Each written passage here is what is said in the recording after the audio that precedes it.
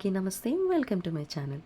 ఇవాళ నేను చాలా టేస్టీ అండ్ ఈజీ రెసిపీ చూపించబోతున్నాను. అదే అండి, కద్దుకా ఖీర్ ఎలా తయారు చేసుకోవాలో చూపించబోతున్నాను. ఇది చాలా సింపుల్గా ఈజీగా చేసేసుకోవచ్చు. చాలా బాగుంటుంది టేస్ట్ కూడా. దీనికోసం స్టవ్ పై కడాయి పెట్టేసుకొని 2 టీ స్పూన్ల నెయ్యి వేసుకోవాలి. నెయ్యి అంతా చక్కగా కరిగిపోవాలి. ఇప్పుడు మనం సొరకాయని పైన తొక్క తీసేసి లోపల గింజలు కూడా తీసేసి ఇలా చక్కగా తురిమి పెట్టుకోవాలి.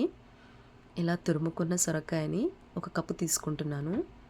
మంటని లో టు మీడియం ఫ్లేమ్లో ఉంచేసుకొని మధ్యలో కలుపుకుంటూ ఇలా సొరకాయలో ఉండే వాటర్ అంతా పోయి కాస్త దగ్గర పడే వరకు ఒక 3 to 4 మినిట్స్ వేయించుకుంటే సరిపోతుందండి.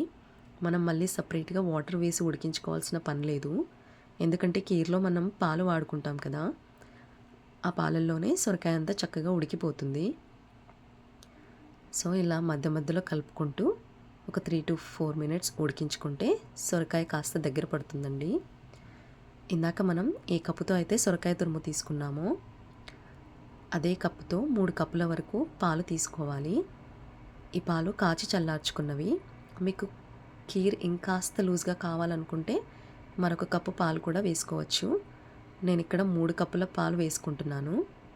ఇప్పుడు మంటని మీడియం ఫ్లేమ్లో ఉంచేసుకొని ఒక 3 మినిట్స్ ఉడికించుకోవాలి. నేను 1/2 కప్ కోవా తీసుకుంటున్నాను. ఈ కోవా కాస్త మెత్తపడడానికి వేడి పాలు పోసేసుకొని పక్కన పెట్టేసుకున్నాను. ఇప్పుడు 1/4 కప్పు సగ్గుబియ్యం తీసుకోవాలి.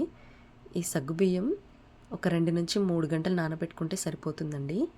ఇలా నానబెట్టుకున్న సగ్గుబియ్యాన్ని కూడా పాలల్లో వేసేసుకొని మధ్యలో కలుపుకుంటూ ఉడికించుకోవాలి.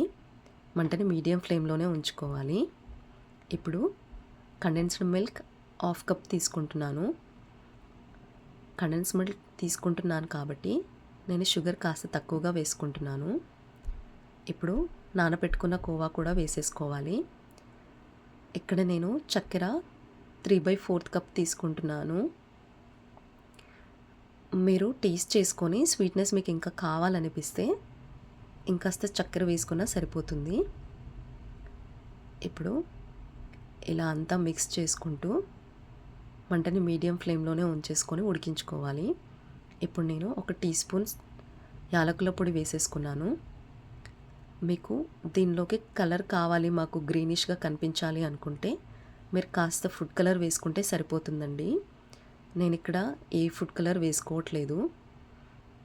మీరు ఇలా మధ్యలో కలుపుకుంటూ ఒక 8 to 10 మినిట్స్ ఉడికించుకుంటే సరిపోతుందండి. ఇది చల్లారిపోయాక ఇంకాస్త గట్టి పడుతుంది. మనకు నార్మల్గానే సొరకాయతో కాస్త లైట్ గ్రీన్ కలర్లో ఉంటుందండి ఖీర్. మీరు కలర్ ఇంకాస్త ఎక్కువ కావాలనుకుంటే మాత్రం ఫుడ్ కలర్ వేసుకోండి. దీన్ని ఫ్రిడ్జ్లో పెట్టేసుకొని చల్లగా తీసుకుంటే ఇంకా చాలా టేస్టీగా ఉంటుంది.